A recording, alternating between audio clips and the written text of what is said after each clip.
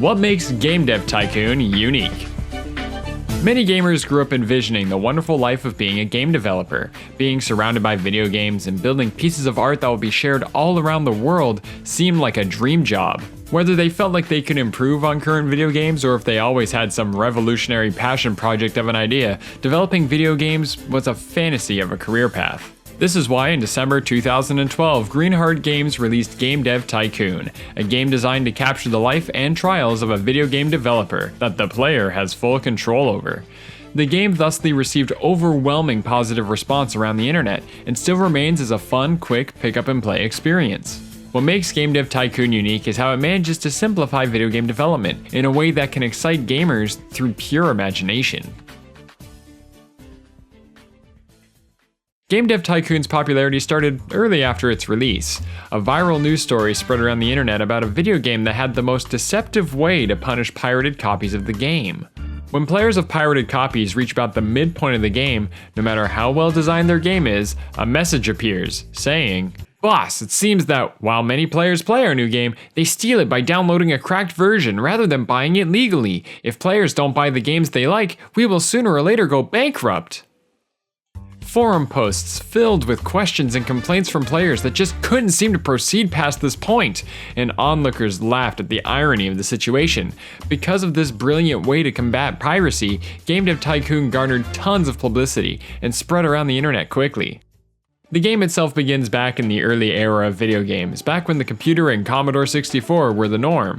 The player begins on their own in their garage just making simple PC games. Making games is very simple. Every game goes through 3 phases, and each phase has 3 sliding bars that affect what aspects the game is focused on more than others.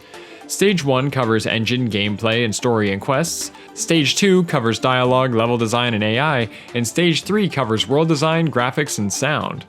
Now, it may seem that the best option would be to give all sections an equal amount of time. However, a real gamer knows that certain genres and subjects require a bit more finesse to fit their design. A medieval adventure game, for example, obviously would focus more on world design, story, and dialogues, whereas an airplane simulator doesn't need any sort of story and focuses heavily on the engine, AI, and sound.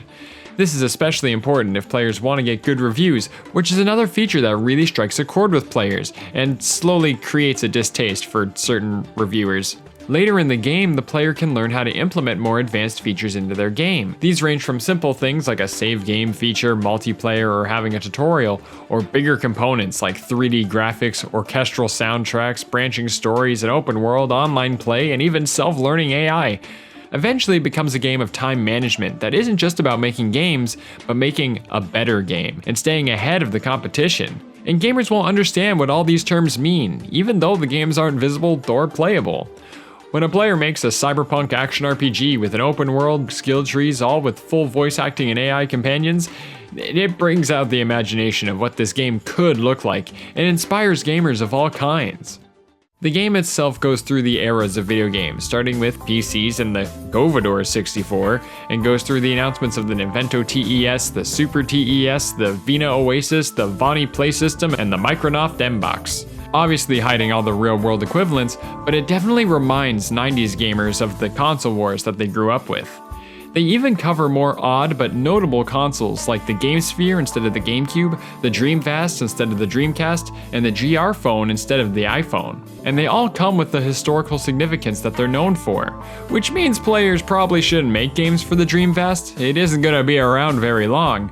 But coincidentally, RPGs work really well on it if they release early enough in their lifespan. And during all this, the player, as a developer, grows as well, learning about new skills, moving out of the garage and getting an office and a team together, all with their own personal skills and strengths. Even the player and their team can be trained to get higher stats, and when big AAA projects come around, players need to assign their team members to different aspects just to put the right skills to use.